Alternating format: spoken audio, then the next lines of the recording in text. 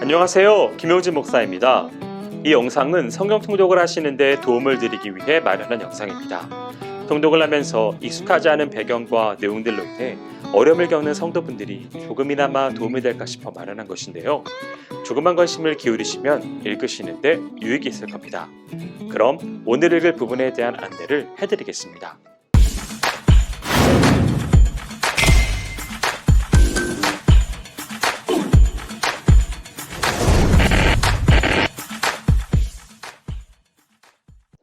오늘 읽을 본문은 시편 56편, 120편, 그리고 140편에서 142편까지입니다. 오늘 읽은 시편들도 어제에 이어서 사무엘상 24장까지의 다윗의 상황과 맞닿아 있기 때문에 오늘 읽으면 유익합니다. 시편 56편은 이스라엘의 새 왕이 될 자로 기름 부음을 받은 이 다윗이 사울 왕의 시기를 받아 망명 생활을 하던 중 블레셋 땅 가드로 피신하였다가 그곳에서 겪게 된 위기 상황 속에서 지은 시입니다. 1절에서 4절까지는 이 시인 자신이 처한 이 급박한 위기 상황에 대해 호소하면서 동시에 여호와 의지 신앙을 강하게 표명하고 있습니다. 5절에서 13절에서는 원수들의 불의함에 대한 공의의 보응과 원수들의 핍박으로 유리 방황하는 이 시인 자신의 절박한 심정을 호소하면서 다시 한번 여호와 의지 신앙을 천명합니다. 대적들의 위험으로 인해 이방 땅으로 피신하였지만 도리어 그곳 사람들의 오해를 사 공경에 처한 이 시인 다윗의 탄식과 슬픔이 많이 나타납니다. 이런 대적들의 목적은 다윗을 해쳐서 그의 목숨을 버리는 것입니다. 이런 절망적인 상황 속에서 다윗은 두려움에 사로잡히기도 했지만 그가 주시는 구원의 말씀에 의지하여 두려움을 극복하고 담대함을 갖습니다. 하나님이 자기 편이시기 때문에 부르짖으면 하나님이 응답해 주실 것을 확신하기 때문입니다. 이런 확신 가운데 다윗은 하나님께 찬양의 약속을 드리고 있습니다. 우리도 하나님만 의지하여 모든 두려움과 고난을 극복하는 사람이 되어야 하겠습니다. 시편 120편은 52편과 내용의 유사성으로 인해 다윗이 사울에게 쫓겨서 약 10년에 걸친 유랑 생활을 할 당시에 제사장 아히멜렉 집에 숨어 있을 때 도액이 그 사실을 사울에게 밀고 함으로써 아히멜렉을 비롯한 85명의 제사장들과 그의 가족들이 몰살당하는 이 전대민문의 참상이 발생하자 아픔을 느끼고 이 시편을 쓴 것으로 추정합니다. 특별히 120편은 성전 순례시 중 하나입니다. 성전 순례시는 이스라엘 민족의 3대 절기, 곧 6월절, 77절, 장막절에 여호와를 경배하기 위해서 성전으로 올라가는 자들에 의해 불려지던 노래로서 원래는 바벨론 포로 귀환 시 예루살렘으로 돌아오던 이스라엘 백성들이 불렀던 노래가 이후 절기 때 예루살렘 성전에 나아오는 백성들이 부르는 순례시로 이어져 내려오는 것입니다. 1절과 2절에서는 하나님이 과거에 다윗의 기도에 응답하신 것을 회상하며 지금 자신이 처한 이 어려운 사태 속에서 자신을 구원해 주실 것을 여호와께 호소하고 있는 장면입니다.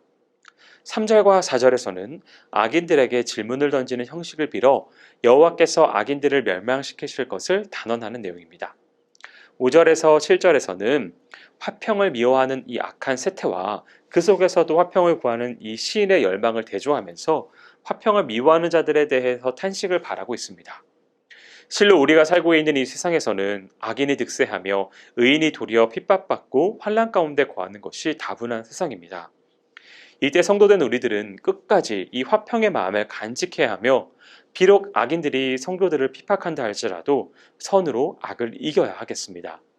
시편 140편부터 142편까지는 자신이 처한 이 고난의 상황 속에서 하나님의 구원을 호소하는 다윗의 비탄 시들입니다.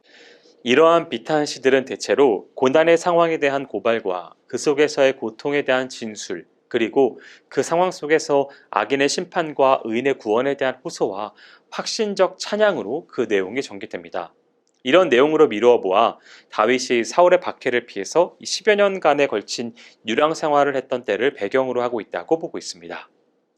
1절에서 5절은 고난에 처한 자신의 상황을 탄식하며 하나님께 자신을 멸망시키려고 하는 이 악인들로부터 구원하여 주실 것을 호소하는 내용이 나옵니다. 6절에서 8절은 과거의 전쟁에서 자신을 보호하신 이 하나님의 능력을 회상하며 악인들에 대한 보응을 간구합니다. 9절에서 11절에서는 공의의 하나님께서 악인들이 행한 행위대로 심판하실 것을 간구하면서 끝으로 12절과 13절을 통해 악인을 심판하시고 의인을 긍휼히 여기실 하나님께 감사와 찬양을 드리고 있습니다. 악인의 손과 그리고 그 시험에 빠지지 않기를 우리는 항상 기도해야 합니다. 강한 것 같고 아무 도움 없이도 혼자 힘으로 잘 살 수 있는 것처럼 생각할 때가 있지만 사실 우리는 하나님의 도움이 아니고서는 언제 어디서 무슨 일을 만날지 알 수 없습니다. 더욱이 우리의 힘만으로는 이 사탄의 세력에 대항해 맞설 수 없습니다. 그렇게 우리는 기도해야 하며 자신뿐 아니라 가족, 특별히 자녀를 위해 기도해야 합니다. 자신의 약함을 정직하게 인정하며 하나님의 도우심이 있어야 살 수 있다고 믿는 자가 진정한 성도입니다. 141편은 다윗이 사울에게 쫓겨다닐 때 엔게디 동굴에서 사울을 죽일 기회가 있었지만 하나님의 손에 맡기며 옷자락만 자르고 살려준 것을 배경으로 하고 있습니다. 1절에서 2절은 이 시인의 기도가 하나님께 올리워져 그분을 기쁘게 하는 분향과 제사처럼 온전히 하나님께 상달되기를 간구합니다. 3절에서 7절은 141편의 본론에 해당되는 부분으로 시인 자신이 처한 이 시련의 상황 속에서 자신을 더욱 성결케 유지함으로 말미암아 악에 물들지 않기를 구하면서 결단하는 내용입니다. 마지막으로 8절에서 10절은 시인이 자신의 힘으로는 악인들의 올무에서 벗어날 수 없음을 고백하며 하나님을 의지함으로 벗어나기를 기도하는 부분입니다.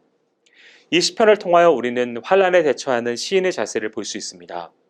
다윗은 그의 환난에 대해 하나님이나 악인을 원망하기에 앞서 먼저 스스로 허물을 살펴 근신하는 신앙적 자세를 보입니다.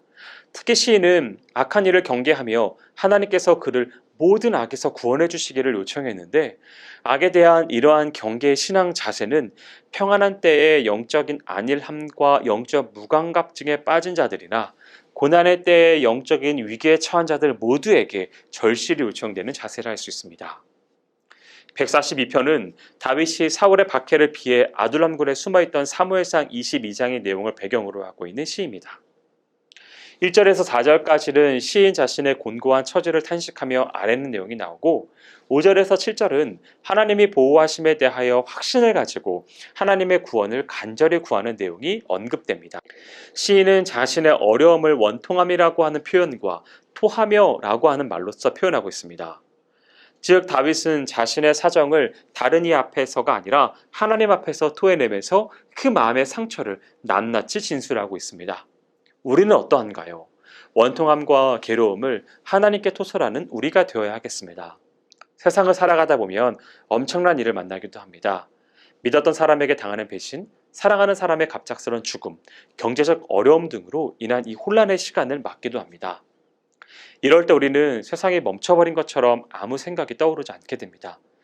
이런 공황에 빠져 있는 이 순간에도 하나님께서는 우리와 함께 하시고 우리가 가야 할 길과 모든 어려움으로부터 벗어날 수 있는 길, 평안을 얻을 길을 인도하신다고 성경은 말씀합니다. 우리의 가야 할 길을 정확하게 아시는 주님께 소망을 두어야 하겠습니다. 여기까지 시편 56편, 120편, 그리고 140편에서 142편까지 성경 통독을 하실 때 도움이 될 만한 내용을 전해드렸습니다. 혹시 이외에 질문이 있으시거나 나누고 싶은 이야기가 있으시면 밴드나 댓글로 달아주시면 필요한 도움을 드리겠습니다. 그럼 내일 다시 만나도록 하겠습니다. 통독 화이팅 하세요.